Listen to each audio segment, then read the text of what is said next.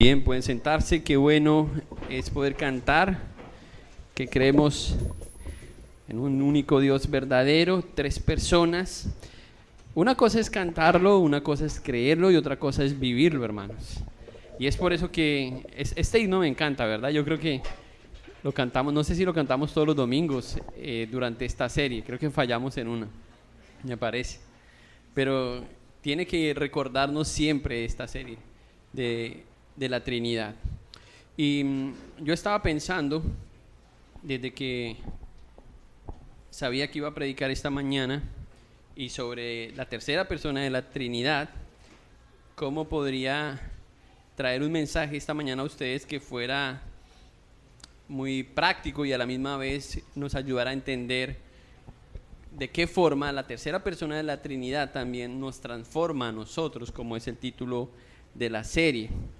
Y hasta anoche yo todavía estaba dudando sobre lo que tenía aquí escrito, porque hay mucha información, no hay un solo pasaje en la Biblia que hable del Espíritu Santo con relación a la Trinidad que deje todo claro. Entonces tenemos que ir a toda la Biblia para empezar a mirar algunos pasajes y escoger de qué forma podemos nosotros comunicar a la iglesia lo que es más importante para nosotros. Y yo estaba pensando en algunas cosas que decidí hacer esta mañana, y una de ellas tiene que ver con establecer la personalidad del Espíritu Santo, y la otra, entender la relación correcta que debemos tener con el Espíritu Santo. Entonces es así que estos dos puntos son el bosquejo de esta mañana. Es un bosquejo sencillo. Ahora, con eso no quiero dar la impresión de que es un tema sencillo, pero la verdad es que, como hemos visto aquí en esta serie, esta doctrina es una de las doctrinas más importantes, y porque es la columna más fuerte, digamos, de la fe cristiana. Sin embargo, también ha sido bastante atacada, y por eso es a veces complicado uno decir todo lo que nos enseña la Biblia acerca de esta doctrina. Aunque sabemos que, como hemos visto en la introducción y en las dos predicaciones anteriores, cuando hablamos acerca del Padre y del Hijo, ya hemos entendido algunas cosas que son básicas para ayudarnos a comprender y a tener un mejor lenguaje cuando nos referimos a esta doctrina. Y creo que todo eso es un proceso también, pero no tenemos que abandonar esto de ir creciendo en ese entendimiento, porque si salimos de aquí pensando ya sabemos todo acerca de las tres personas, estamos mal, ¿sí? Nuestro deseo era animarles a estudiar esta doctrina de la Trinidad y ayudarlos a crecer un poco, pero como les dije, creo que el pastor Jonathan coincide conmigo que nos falta tiempo para hablar de esta doctrina fundamental. Entonces, ojalá que sigamos escuchando a algunos hermanos con sus inquietudes y que sigan trabajando en este tema, ¿bien? Y también espero que ya se vea algo de transformación en la vida de algunos. Bueno, entonces, ¿qué vamos a hacer? Vamos a estudiar el primer punto. Vamos a ir a varios pasajes de la Biblia para poder mostrarles algo de la personalidad del Espíritu Santo, y luego en el segundo punto vamos a estar en lo posible en un evangelio, o mayormente en un evangelio, y así en el evangelio de Juan, y así nos vamos a detener ahí.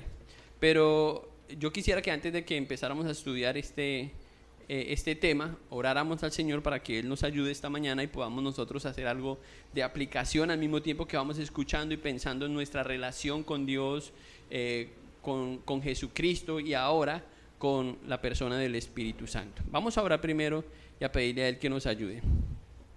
Padre, te damos muchas gracias esta mañana por estar aquí. Estamos deseosos de ver cómo tú trabajas en nuestra vida a través de tu palabra. Tu Espíritu la inspiró y sabe aplicarla a cada uno de una forma única, de una forma majestuosa, Señor, gloriosa. Y rogamos, Señor, que tu palabra llegue al corazón de cada uno, Señor. A los que necesitan salvación, a los que necesitan arrepentimiento, convicción, Señor, que tu Espíritu Santo ponga en cada uno, Señor, la palabra en el lugar, Señor, donde debe ir.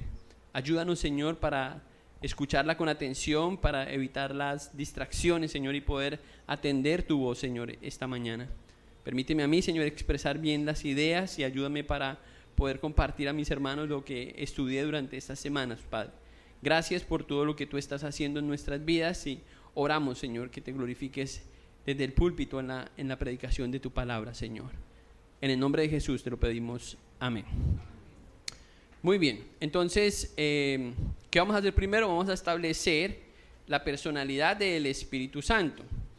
Ya hemos entendido, ya hemos aprendido eso, que son tres personas que comparten su misma esencia, hay una deidad en esas personas, y que cada persona de la Trinidad necesita ser mejor entendida, ¿cierto? Por parte nuestra. Porque hay muchas cosas que, aunque sabemos que son iguales, necesitamos entender mejor y llevar eso también a la práctica cuando aprendemos algo, no solamente es conocimiento.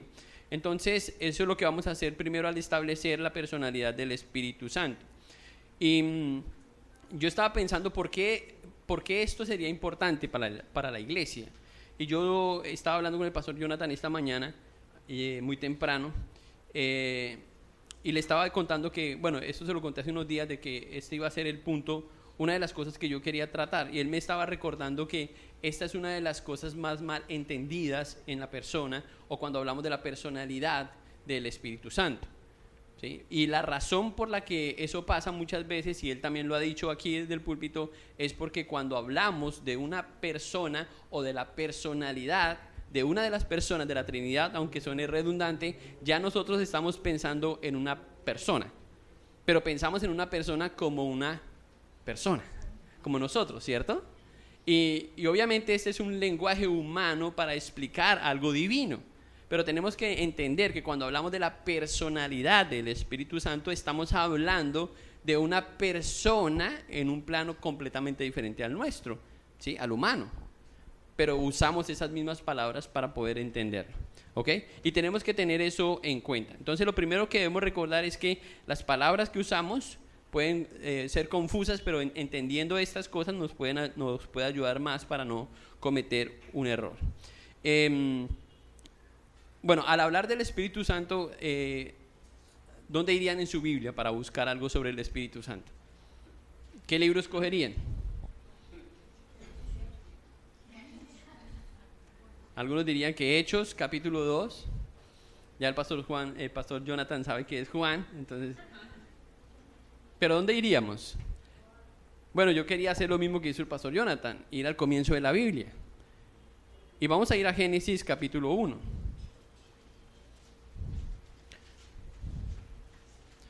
Eso es solamente para mirar algo de la deidad de esta persona, del Espíritu. Miren lo que dicen los primeros 2 versículos de Génesis. En el principio creó Dios los cielos y la tierra estaba desordenada y vacía, y las tinieblas estaban sobre la faz del abismo. ¿Y qué dice ahí? Y el Espíritu de Dios se movía sobre la faz de las aguas. Solamente 2 versículos y ya ahí vemos la presencia del Espíritu de Dios en la creación. Entonces vemos que el Espíritu estaba involucrado en la creación desde el inicio. En nuestra Biblia, muy temprano Él estaba ahí presente. ¿Para qué? Pues dice que Él le dio orden a las cosas que Dios estaba creando, ¿cierto? Él es el que le da belleza, el que guía en esto de la creación y le da vida a las cosas. Y yo hice un ejercicio esta mañana con los hermanos y fue ayudarles a inhalar. Inhalen su aire. ¿Sienten eso? Inhalar, exhalar. Eso es lo que hacemos todo el tiempo. Y cuando nosotros estamos inhalando, no nos damos cuenta que lo que estamos haciendo es que estamos respirando aire. Y no lo vemos, pero ahí está el aire. Y así es el Espíritu de Dios. Dice que Él se movía. Y cuando hablamos del Espíritu de Dios, es una palabra en hebreo que significa eso. Es ruach, la palabra, que es viento, ¿sí? Es que sopla. Y la idea en el hebreo, otra vez, es que es un viento que nos guía, algo que nos empuja hacia Dios. Entonces, cuando vemos aquí el Espíritu de Dios dice que se movía sobre la faz de las aguas. Ahí lo vemos en movimiento, guiando en medio de la creación, está poniendo orden a la creación. Y esta es la primera vez que hace presencia y se describe como alguien que participa entonces activamente en la creación. El nombre más común para referirse a Él en la Biblia es el Espíritu de Dios o el Espíritu Santo. Hay otros nombres, otros títulos en la Biblia para el nombre del Espíritu Santo, el sello, el Espíritu de vida, la unción o el consolador, otros nombres que se usan, pero el nombre que lo define mejor es el Espíritu Santo de Dios. ¿Okay? Entonces, ¿recuerdan cuando el pastor Jonathan habló acerca del Hijo? Él habló de unos nombres que definen mejor la persona de Jesús, y creo que este es el mejor nombre para definir el Espíritu Santo. Es la persona invisible de Dios que sustenta la vida, que da no solamente la capacidad de vivir, sino que también da algunas cualidades a los hombres. Y en la Biblia nosotros encontramos eso. En el Antiguo Testamento lo encontramos diferente que lo vemos en el Nuevo Testamento. En el Antiguo Testamento vemos cómo el Espíritu de Dios descendía sobre algunas personas. Un ejemplo de ello es José. ¿Recuerdan cuando José estaba en la cárcel? Dice que el Espíritu de Dios vino sobre él para que él pudiera interpretar los sueños de Faraón. Entonces el Espíritu Santo venía y daba capacidades especiales, o podríamos decir sobrenaturales, porque son cosas que hace Dios, que hacen parte de su naturaleza divina, y es la forma en que él operaba en el Antiguo Testamento. Hay otra persona que no es tan común como José, pero también dice en Éxodo capítulo 31, y no tienen que buscarlo si no quieren, pero pueden anotar la cita 31, el versículo 3 y 4, y esta persona se llama Bezaleel, y es uno de los hombres que fue usado para la elaboración del tabernáculo. Escuchen cómo dice este versículo: y lo he llenado del Espíritu de Dios en sabiduría, en inteligencia, en conocimiento y en toda clase de arte, para elaborar diseños, para trabajar en oro, en plata y en bronce. Ven que Dios le dio unas capacidades especiales a este hombre, y este hombre no es tan famoso, pero ahí estaba el Espíritu de Dios usando para unas tareas específicas que tenían que ver con el tabernáculo. Y obviamente este no es el único hombre. Podemos hacer una lista de hombres en el Antiguo Testamento, y vamos a escuchar a muchos otros hombres sobre los que el Espíritu de Dios vino sobre ellos. Algunos de ellos son los más conocidos, son los profetas. Entonces, y esta mañana cité el ejemplo de Isaías, que en Isaías 61:1 dice que el Espíritu de Jehová estaba sobre mí. Ahora, lo que no dije esta mañana era que esa profecía no es sobre Isaías, es sobre Jesús. Pero lo que quería yo decir era que el Espíritu estaba sobre Isaías, revelando algo sobre el Mesías, que era lo que Isaías había escrito acá. Y de forma muy especial, cuando Dios quería revelar algo a su pueblo, entonces venía el Espíritu de Dios para revelárselo, para darle a conocer a otra persona lo que Dios quería. Entonces, por medio de esos profetas, Él anunció su venida permanentemente a la tierra, y para ayudarles a entender también que los hombres necesitaban ser transformados, necesitaban un cambio. Generalmente era lo que Dios comunicaba. Otro ejemplo lo encontramos en el profeta Ezequiel, en el capítulo 11, el versículo 19 y 20. Voy a leer esos dos versículos. Y les daré un corazón, y un espíritu nuevo pondré dentro de ellos, y quitaré el corazón de piedra de en medio de su carne, y les daré un corazón de carne, para que anden en mis ordenanzas y guarden mis decretos y cumplan, y me sean por un pueblo y yo sea a ellos por Dios. Y aquí vemos como otra vez otro profeta anuncia al pueblo que iba a venir el Espíritu de Dios. ¿Para qué? Para darle capacidades especiales al hombre. ¿Qué capacidades? Pues primero que tenía que hacer una obra de regeneración, cambiar el corazón de piedra por un corazón de carne, pero también que no solamente que les iba a cambiar el corazón, sino que les iba a dar la capacidad para obedecer sus ordenanzas, para guardar sus decretos, para que cumplan su palabra y para que ellos sean el pueblo de Dios. Eso era lo que el Espíritu de Dios, o una de las cosas que el Espíritu de Dios dio a conocer a través de un profeta, en este caso Ezequiel. Y así vamos a encontrar a lo largo del Antiguo Testamento otras profecías en la forma en que Dios se comunicaba enviando a su Espíritu en un profeta y revelando al pueblo lo que era su voluntad.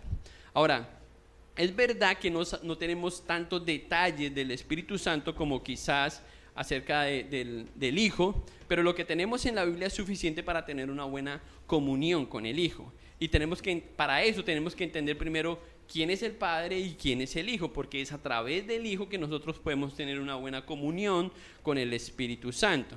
Miremos algunos pasajes que muestran la personalidad del Espíritu. Voy a leer algunos pasajes, si quieren solamente apuntarlos o si quieren buscarlos también lo pueden buscar y lo leemos juntos. Hechos capítulo 5, versículo 3 y 4, para mostrar cómo es la persona del Espíritu. Bueno, déjenme decirles algo aquí, voy a hacer un paréntesis. Cuando hablamos del Hijo, ¿cuál es nuestra mayor complicación al momento de mostrar la deidad del Hijo? Es mostrar su divinidad, ¿cierto? Porque pues no hay duda de que era una persona, o sea, muchos lo vieron, entonces eso hace creíble que era una persona, pero ¿de qué dudaban? De que era Dios, de su deidad. Ahora, no es lo mismo con el Espíritu Santo. Con el Espíritu Santo es lo opuesto, que tenemos que mostrar algo de su persona, porque es Dios, pero no lo estamos viendo. Entonces la lucha es mostrar que Él es Dios también y que es una persona. Y aquí hay algunos versículos que nos pueden ayudar a ver que es una persona en la forma que Él se relaciona. Ahora, miremos el primer versículo que está en Hechos capítulo 5, versículo 3 y 4. Y dijo Pedro: Ananías, ¿por qué llenó Satanás tu corazón para que mintieses al Espíritu Santo y sustrajeses del precio de la heredad? Reteniéndola, ¿no se te quedaba a ti? Vendiéndola, ¿no estaba en tu poder? ¿Por qué pusiste esto en tu corazón?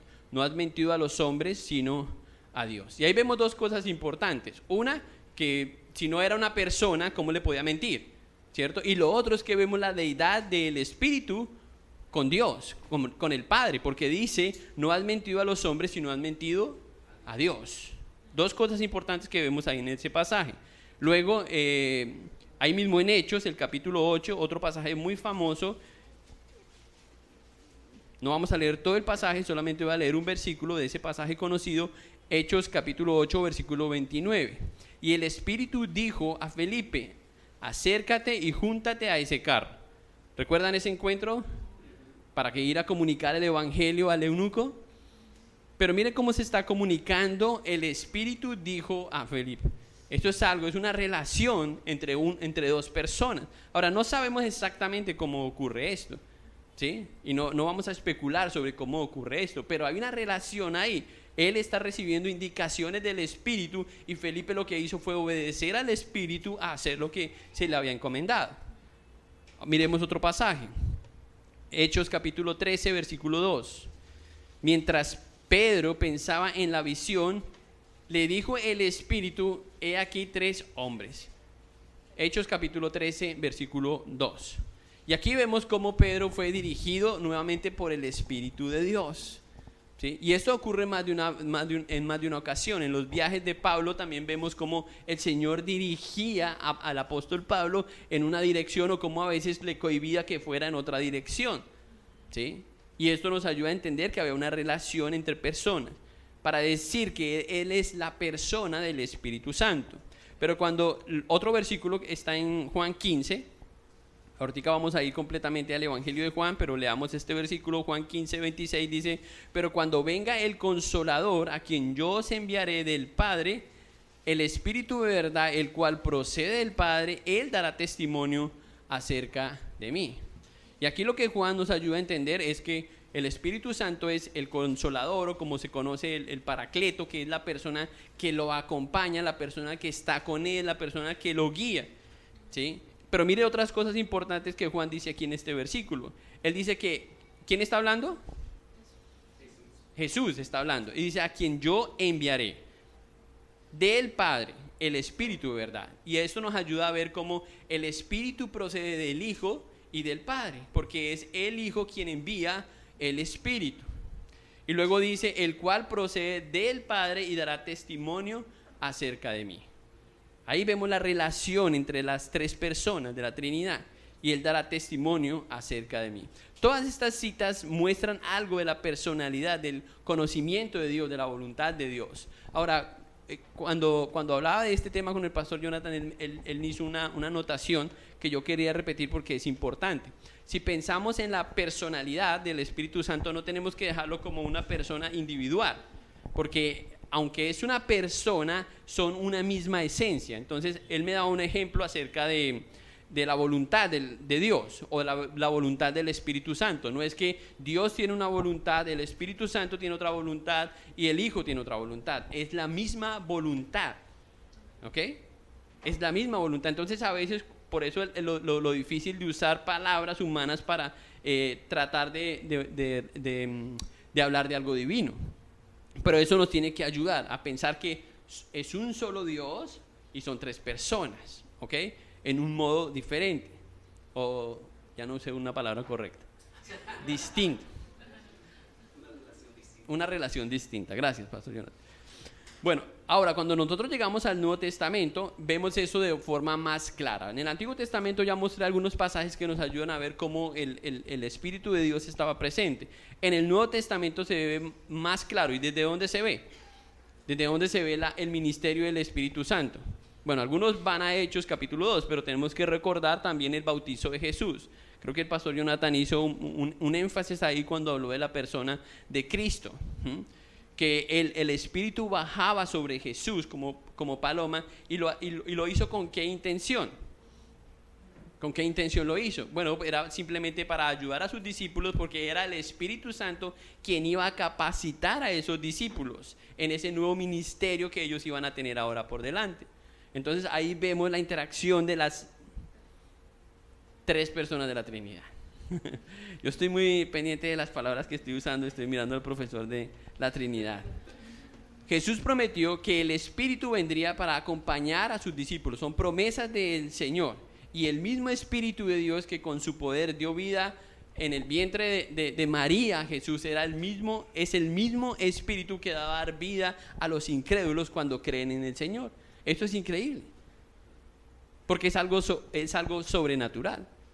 Es algo sobrenatural. Entonces la obra de Dios inicia en nosotros cuando con su Hijo y continúa por medio del Espíritu Santo.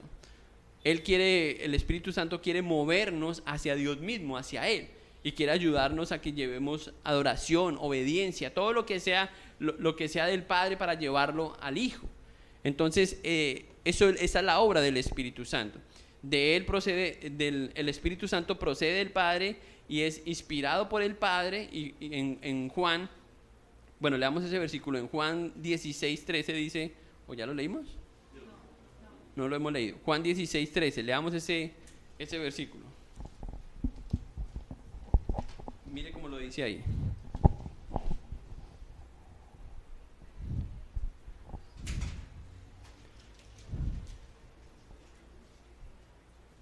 Dice el versículo 13, pero cuando venga el Espíritu de verdad, Él os guiará a toda la verdad, porque no hablará por su propia cuenta, sino que hablará todo lo que oyere y os hará saber las cosas que habrán de venir.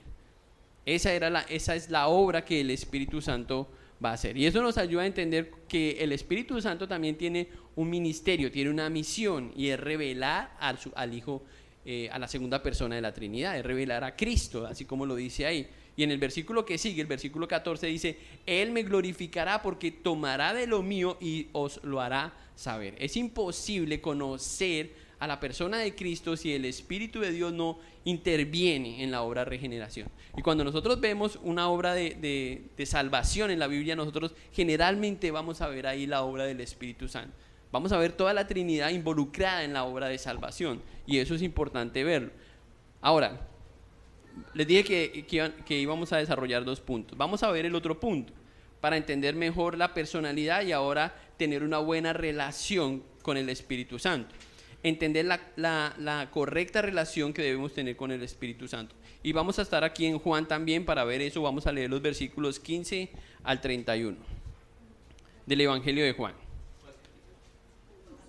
14, capítulo 14, los versículos 15 al 31. ¿Tienen un título ahí sobre el versículo 15? Ok. Veamos cuál es la promesa. Si me amáis, guarda mis mandamientos, y yo rogaré al Padre y os dará otro consolador para que esté con vosotros para siempre. Y el Espíritu de verdad, al cual el mundo no puede recibir porque no le ve ni le conoce. Pero vosotros le conocéis porque mora con vosotros y estará en vosotros. No os dejaré huérfanos, vendré a vosotros. Todavía un poco y el mundo no me verá más, pero vosotros me veréis porque yo vivo y vosotros también viviréis. En aquel día vosotros conoceréis que yo estoy en mi Padre y vosotros en mí y yo en vosotros. El que tiene mis mandamientos y los guarda, ese es el que me ama. Y el que me ama será amado por mi Padre, y yo le amaré y me manifestaré a él. Le dijo Judas, no el Iscariote: Señor, ¿cómo es que te manifestarás a nosotros y no al mundo? Respondió Jesús y le dijo: el que me ama, mi palabra guarda, y mi Padre lo amará, y vendremos a él y haremos morada con él. El que no me ama no guardará mis palabras, y la palabra que habéis oído no es mía, sino del Padre que me envió. Y os he dicho estas cosas estando con vosotros, mas el Consolador, el Espíritu Santo, a quien el Padre enviará en mi nombre, Él os enseñará todas las cosas y os recordará todo lo que yo os he dicho. La paz os dejo, mi paz os doy.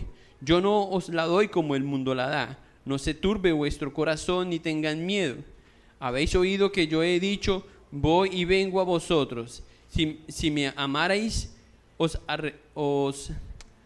habría regocijado, porque he dicho que voy al Padre, porque el Padre mayor es que yo. Y ahora os he dicho antes que sucederá, para que cuando suceda creáis.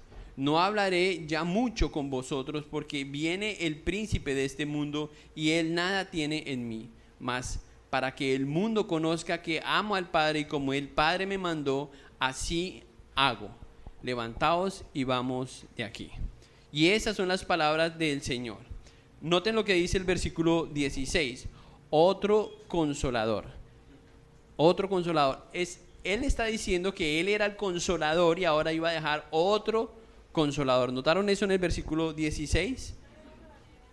Yo rogaré al Padre y os dará otro consolador para que esté con vosotros para siempre. Yo no sé si habían notado eso, pero si entendemos bien la razón por la que Jesús está prometiendo que Él tiene que irse para que venga el Espíritu Santo, es más fácil entender lo que Jesús está diciendo cuando pensamos en el momento en que Jesús lo está diciendo. Cuando las personas están allí presentes, obviamente están pensando en que están con su Mesías, están con el Salvador, y nadie quiere despegarse de Él, nadie quiere abandonarlo, nadie quiere que Él se vaya. Pero la verdad es que ¿en cuántos lugares Jesús podía estar a la vez? En su naturaleza humana solamente podía estar en un solo lugar. Pero Él sabía que el Espíritu de Dios podía estar en todo lugar, porque ya no estaba sometido a su naturaleza humana. ¿Sí? Entonces por eso Él les habla de esta forma, diciéndoles que es necesario que Él se vaya para que esté con vosotros el Espíritu. Ahora noten cómo lo llaman en el versículo 17. En el versículo 17 Él dice: el Espíritu de verdad al cual el mundo no puede recibir, porque no le ve ni le conoce, pero vosotros le conocéis, porque mora con vosotros y está en vosotros. ¿De quién está hablando Jesús? Del Espíritu Santo. Pero notan otra vez cómo Jesús dice que no lo pueden conocer, pero al mismo tiempo lo están viendo.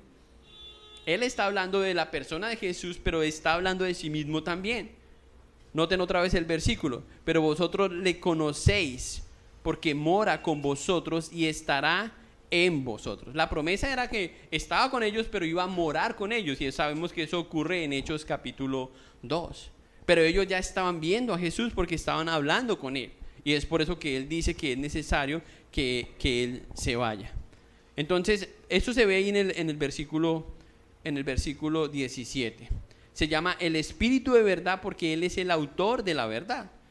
Por medio de Él, los hombres de Dios hablaron lo que nosotros tenemos aquí en la Biblia, la palabra de Dios. Si el Espíritu de Dios no hubiese inspirado la palabra, pues no tendríamos esto aquí en nuestras manos. Pero Él es el autor de la verdad. Todo lo que conocemos acerca del Padre o acerca del Hijo lo conocemos porque fue inspirado por el Espíritu de Dios. Eso es maravilloso. Y creo que muchas veces nosotros subestimamos un poco eso, porque no nos damos cuenta de la belleza que tenemos de tener la revelación en nuestras manos y poder entender mejor quién es nuestro Dios. Él es el autor de la verdad, Él es el autor de la palabra de Dios, y eso tenemos que entenderlo. Cuando Pablo escribió ahí en en segunda a los Corintios, el capítulo 4, él dijo algo que tiene que ver con esto. Y quiero que leamos esa cita que esta mañana no la leí. Segunda Corintios 4, el versículo 3 y 4.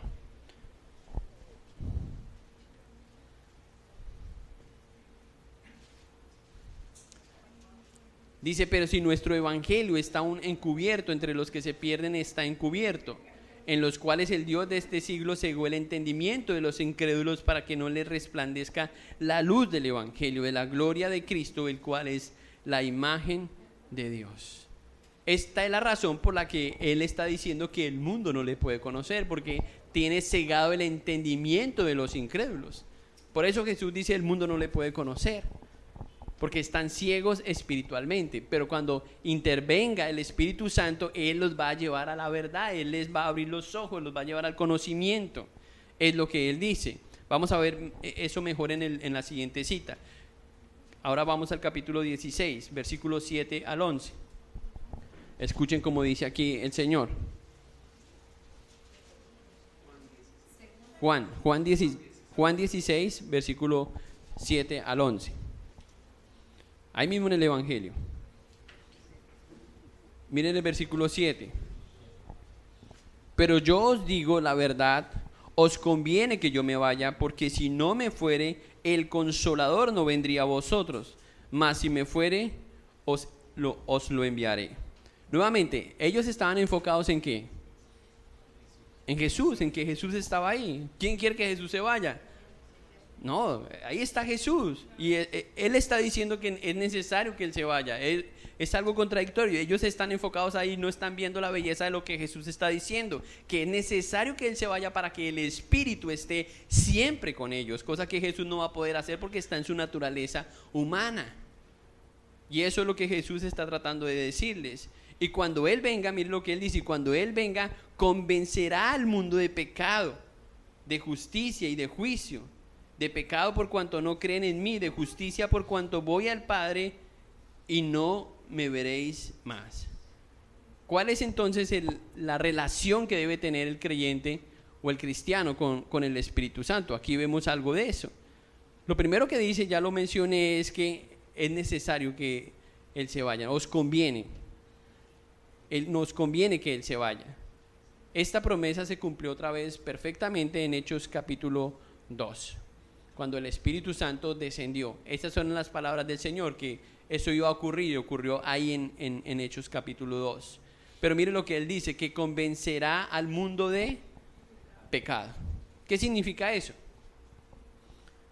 Que la única forma de que una persona pueda aceptar a Cristo es cuando el Espíritu de Dios interviene en la vida de la persona para convencerlo de que es un pecador que merece el infierno.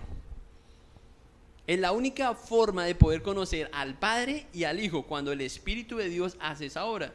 Ahora tiene más sentido que Él dice que nos conviene que Él se vaya. Porque Jesús tuvo obviamente un alcance increíble de hablar a muchas personas. Pero ¿ustedes creen que toda persona en la época de Jesús escuchó a Jesús? No. Porque Jesús no podía estar en más de un lugar a la vez. Aunque su mensaje corrió, muchas personas quizás no lo conocieron, pero ahora el Espíritu de Dios puede estar en todo lugar convenciendo a cada persona de lo que Cristo hizo. Y es lo que Jesús está diciendo aquí. Y esa palabra convencerá no es otra palabra, sino que el Espíritu Santo da convicción a la persona. Ahora, ¿por qué esto es importante? Porque si no entiendes esto, no puedes pasar de ahí. Hay muchas personas que siguen pensando que no son pecadores. Hay muchas personas que siguen pensando que el pecado no es algo serio. Hay muchas personas que siguen pensando que simplemente Cristo ya pagó por sus pecados cuando no han puesto su confianza en Él y que ya Él los perdonó sin que se hayan arrepentido de sus pecados. Eso es la forma en que el mundo concibe esta idea del pecado. Los que están más cerca, a otros ni siquiera les importa eso, porque no conciben ni al Padre ni conciben al Hijo, ni ven a Dios como un Dios santo a quien estamos constantemente agrediendo con nuestras ofensas, estamos ofendiendo a Dios con nuestro pecado. Entonces dice que Él los va a convencer de pecado. ¿Y cuál es el principal pecado? El principal pecado, ¿recuerdan Juan 3:18? Él dice que el que rechace al Hijo ya ha sido condenado.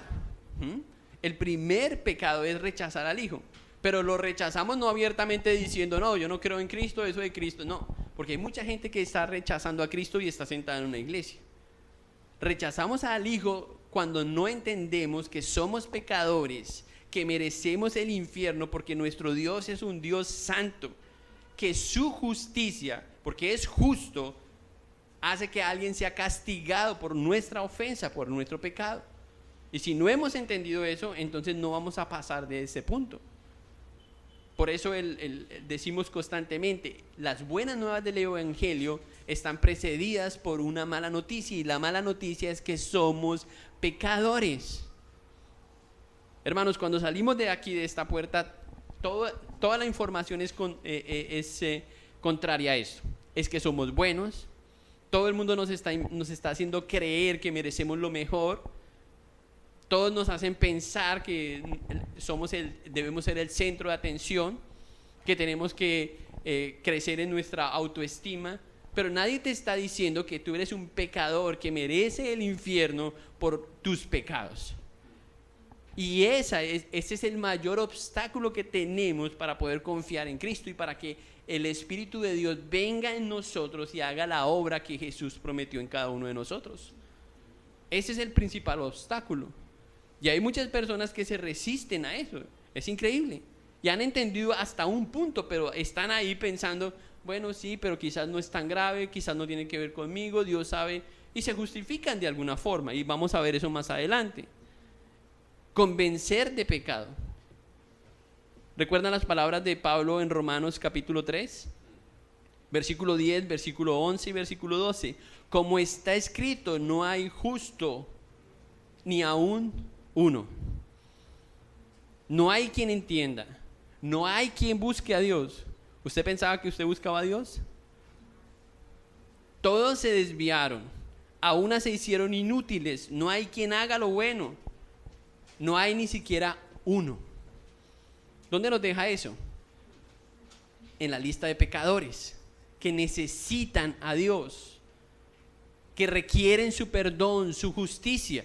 Pero si no hemos entendido eso, Dios desea cambiar nuestros corazones y Él dio su espíritu para convencernos de eso. Pero hay personas que se están resistiendo a eso, aunque ya lo han escuchado. O sea, se están resistiendo a esto porque se están justificando.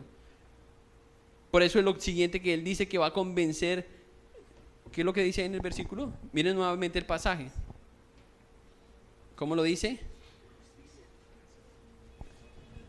Léanlo ahí en sus Biblias. Cuando Él venga a convencer al mundo de pecado y luego de justicia. ¿Cuál justicia?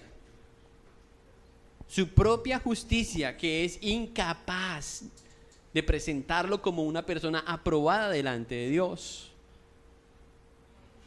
Él lo va a convencer. La única justicia que puede salvarle es la de Cristo. El castigo que Él recibió por sus pecados. Es la única justicia que lo puede salvar. Y Él quiere convencerlo de eso. El Espíritu de Dios quiere convencernos de eso. Pero se están rehusando a creer que son esa persona que necesita entregar su vida a Dios.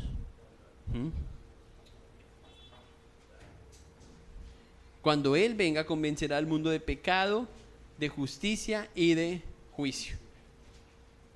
¿De cuál juicio? ¿Del juicio final? Bueno, eso es parte del juicio, pero también del juicio que ya recibió Cristo. Esto nos debe llevar y automáticamente ahí al Gólgota, a pensar en el castigo que recibió Cristo. Eso es lo que merece cada pecador. Ser castigado por un Dios santo, justo, eterno, por su pecado. Pero Cristo tomó su lugar. Él fue castigado, Él recibió ese juicio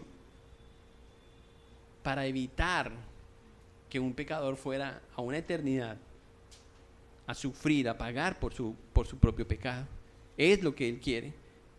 Entonces, esto es lo que viene a hacer el Espíritu Santo, a mostrarnos que nuestra justicia o nuestra justificación es insuficiente. Nuestras obras no alcanzan. Isaías dice que son como un trapo de inmundicia.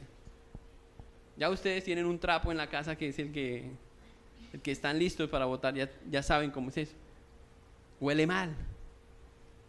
Lo mejor que hagamos humanamente, sin Cristo, sin el Espíritu Santo, es ese trapo inmundo que nadie quiere coger. Y por eso lo necesitamos a Él. Y Él quiere convencernos de eso, pero la gente piensa que no, yo puedo hacer cosas buenas, ¿sí? Y se justifican a sí mismos pensando que lo que están haciendo es correcto, como si eso fuera suficiente delante de Dios. Juan 8:44 dice que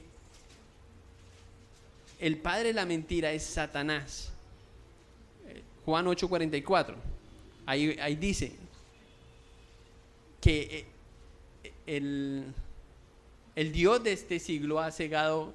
¿Si es ese? No, ya me crucé los versículos.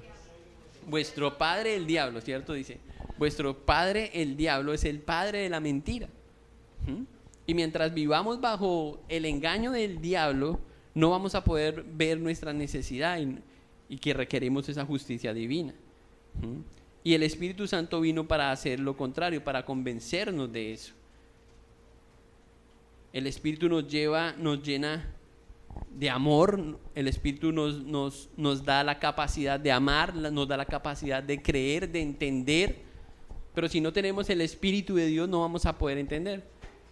Por eso es que el Señor dijo ahí, en el versículo ¿cuál?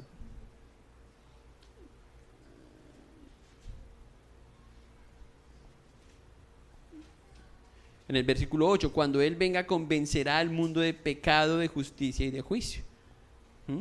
Porque el mundo no puede ser convencido de otra forma, Él es el que lo va a convencer.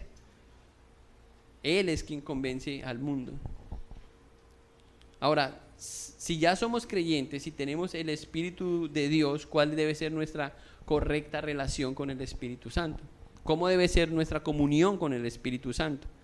¿Cuál debería ser nuestro caminar? Pablo dice en Gálatas capítulo 5, versículo 16, digo pues, andad en el Espíritu y no satisfagáis los deseos de la carne. Ahí vemos en ese pasaje cuando Pablo dice esto, que la forma en que nosotros debemos vivir en el Espíritu es andando en Él. Pero Jesús mismo dice eso aquí en el capítulo anterior, en el Evangelio de Juan, cuando habla acerca de la vid verdadera. Dice yo, en el versículo 1, en el capítulo 15, Juan dice, yo soy la vid verdadera y mi Padre es el labrador. Y luego más adelante cuando dice, en el versículo 8, en esto es glorificado mi Padre, en que llevéis mucho fruto y seáis así mis discípulos. Cuando pensamos en el fruto del Espíritu, ¿en qué nos debemos enfocar? ¿Cómo producimos ese fruto? ¿Cómo se produce ese fruto? Miren el versículo 4, dice, permaneced en mí y yo en vosotros. Como el pámpano no puede llevar fruto por sí mismo, sino permanece en la vida, así tampoco vosotros, sino permanecéis en mí. Cuando hablamos del fruto del Espíritu, no es que forzamos eso, sino que ese es el resultado de vivir unas vidas en Cristo. Por eso Él dice, permaneced en mí. Y dice lo mismo Pablo cuando habla en Gálatas también. Dice, debemos permanecer en Él para que haya fruto en nosotros, en la vida del creyente. Cuando una persona permanece en Cristo o en la vid, como dice aquí Juan, cuando estamos viviendo para Él, cuando mortificamos nuestra carne y tenemos tomamos la mejor decisión de agradar a Dios, de glorificar a Dios, en ese momento estamos viviendo para Él. Cuando decimos no al pecado y vivimos para Él, cuando tenemos la elección de hacer otra cosa que no le agrada a Él y decidimos vivir para Él, cuando tenemos la opción de ir a un grupo el miércoles en vez de ver la novela en la noche, en ese momento estamos viviendo para Él. Lo contrario es vivir en la carne, y Pablo sabía exactamente cómo era eso, porque él habla aquí en Gálatas que la carne siempre va a buscar estar satisfecha haciendo otra serie de cosas que no necesariamente es viviendo para Cristo. Y es una lucha constante en la que vamos a vivir como cristianos. Vamos a tener como cristianos todo el tiempo que decidir si vamos a agradar a Dios o vamos a vivir en nuestra carne. Y eso no es que esté pasando en este momento. Pablo habla de eso en toda la carta a los Gálatas. Él les dice: Gálatas insensatos, ¿cómo es que empezaron por el Espíritu y ahora están viviendo por la carne? Simplemente porque olvidamos que debemos tener comunión con el Padre, con el Hijo, para poder tener los resultados que el Espíritu de Dios nos muestra en su palabra. Para que haya ese gozo, esa paz, ese fruto que nosotros conocemos del Espíritu en nosotros. Pero es imposible que haya ese resultado si nosotros no estamos caminando en él. Y es por eso que nuestra relación con el Espíritu Santo depende de cómo nosotros estamos viviendo con Cristo, de quién es Cristo para nosotros. Porque si Él no es nuestro Salvador, si Él no es nuestro Señor, es por eso que muchos se niegan a ver ese cuadro de Jesús como una persona que sufrió, que murió cruelmente en esa cruz por usted. Se niegan a ver ese cuadro ahí. Solamente lo ven como una víctima, pero no lo ven como una persona que triunfó sobre la muerte. Porque saben que si eso es así, esas personas tienen que someterse a Dios, tienen que entregar sus vidas a un Salvador, porque Él es el Salvador. Entonces es mejor, el diablo quiere hacerles pensar otra cosa, que no necesitan esa clase de justicia ni de juicio. Una relación correcta con la segunda persona de la Trinidad nos va a impulsar a vivir rendidos al Espíritu Santo. Una vida en el Espíritu. Y todo lo que hacemos como cristianos, si somos cristianos, o es un fruto del Espíritu o es un fruto de la carne. No hay dos opciones. ¿O usted ha visto una papaya piña? ¿Sí? No, o es un fruto o es otro fruto, ¿cierto? O es un fruto de la carne o es un fruto del Espíritu. Y no es que tenemos la opción de dar frutos carnales, no. Que el resultado del árbol que el Señor sembró pensando en la vid es que sean frutos del Espíritu si eres cristiano. Por eso el Señor dijo: por sus frutos serán conocidos. Pero no podemos imponer un fruto ahí artificial a un árbol. Bueno, aunque sí se puede, pero no. ¿Cómo se ve? Así, artificial, ¿verdad? O usted va a coger ese fruto y lo va a mascar y va... No tiene ningún sabor, es insípido. Pero cuando es algo natural, orgánico, que hace parte del mismo fruto, del mismo árbol, se disfruta. Y así termina el pasaje de la vid verdadera. Para que mi gozo, dice ahí, no recuerdo dónde dice, en qué versículo. En el 11. Estas cosas os he hablado para que mi gozo esté en vosotros y vuestro gozo sea cumplido. Gracias. Eso es lo que produce gozo en la vida del creyente. ¿Por qué el creyente anda achicopalado? ¿Por qué anda bajo de nota? ¿Por qué anda mal? ¿Porque está viviendo en el Espíritu? No, usted tenga un buen tiempo de lectura, ¿sí? Venza la tentación, está fielmente en su iglesia, está sirviendo. ¿Cómo anda usted? Achicopalado. ¿Entienden eso? Eso es muy cachaco. No andamos así, ¿cierto? Andamos con gozo si estamos viviendo para el Espíritu, pero de eso depende tener una correcta relación con el Padre, con el Hijo y con el Espíritu Santo. Puede ser que usted lleva un tiempo aquí en esta iglesia, ha escuchado de las tres personas de la Trinidad, pero la pregunta es si Jesucristo es su Salvador. Porque no hay otra forma en que usted pueda tener comunión con el Espíritu. Usted puede estar aquí y no haber entendido nada, porque el Espíritu es el que lo va a llevar a la verdad, al conocimiento de la verdad. Hasta que usted no tenga el Espíritu no va a entender claramente o con más claridad lo que hoy ha escuchado. Y por eso queremos invitarlo a que entregue su vida a Cristo, que reconozca que es un pecador, que se dé cuenta que Cristo murió para ser su justicia, para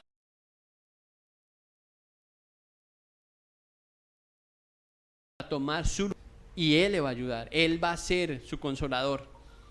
Él nos va a ayudar con las luchas que tenemos en la carne, con lo que sentimos, con lo que queremos hacer y no podemos hacer. Él nos va a ayudar. Él va a estar ahí para levantarnos, para darnos su gracia, su amor, su perdón. Cierre sus ojos y oremos. Señor, te damos muchas gracias esta mañana. Gracias por tu palabra, Señor, que Ella es la que debe sobresalir, Señor, cuando pensamos en la obra de tu Hijo Cristo, en sus promesas, Señor, en la promesa de estar con Cristo, estar unido a Cristo a través de el Espíritu Santo, Señor. Anhelamos ese momento en que nosotros podamos, Señor, ver a Cristo nuevamente. Pero también, Señor, te damos gracias, Señor, porque hoy podemos hablar con Él, hoy podemos tener fe gracias al Espíritu Santo, quien nos ha convencido, Señor, de quién es la persona de Jesús. Gracias por hacernos tus hijos a través de Él. Oramos, Señor, que esta mañana, si hay personas aquí que no son tus hijos, que no han podido entender, que no han podido disfrutar esta relación correcta con Cristo, con el Espíritu Santo, y están luchando en sus vidas, Señor, para poder agradarte a ti, Señor, que hoy se rindan, Señor, entendiendo que son pecadores y que no van a poder si no han recibido el Espíritu Santo, Señor. Que hoy tú los convenzas de pecado, Señor, para que puedan acudir a ti. Que hoy tú los convenzas, Señor, de que necesitan confiar en Jesús como su único y suficiente Salvador. Obra en sus vidas, Señor, y obra en la vida de esta iglesia, Señor. Te necesitamos, Señor, obrando entre nosotros. Dirígenos, Señor, en todo lo que hacemos como cristianos, todos los días, Señor. Empezando por este día, lo que vamos a hacer, Señor, con quien vayamos a hablar, Señor, pon en nosotros palabras de amor, de sabiduría, Señor, para que tu nombre sea glorificado, para que tu Hijo sea glorificado a través de tu iglesia, Señor. Ayúdanos, Señor, porque el espíritu está dispuesto, pero la carne es débil, Señor. Y como iglesia necesitamos ser más conscientes de la persona del Espíritu Santo en nosotros. Así que ayúdanos a tener esa conciencia del Espíritu Santo en nosotros para poder, Señor, adorar a Cristo, Señor, por la obra que Él ha hecho en nosotros. Gracias, Señor, te damos esta mañana por tu palabra. Guíanos en amor, Señor. Te lo pedimos en el nombre de Jesús. Amén.